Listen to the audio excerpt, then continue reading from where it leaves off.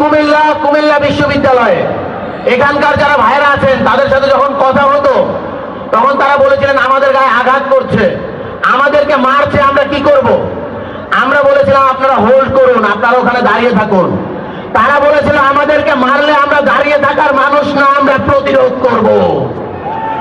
কুমিল্লার ছেলেরা মার খেয়ে বসে থাকে না, কুমিল্লার ছেলেরা মার খেয়ে মার দিতে জানে।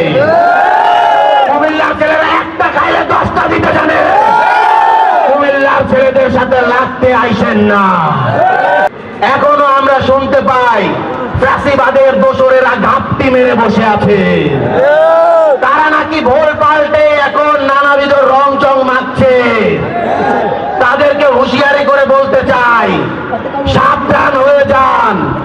আপনার নেত্রী যেই রকম ভাবে হেলিকপ্টারে পালাইছে, আপনার জন্য কিন্তু হেলিকপ্টার নাই, মায়ের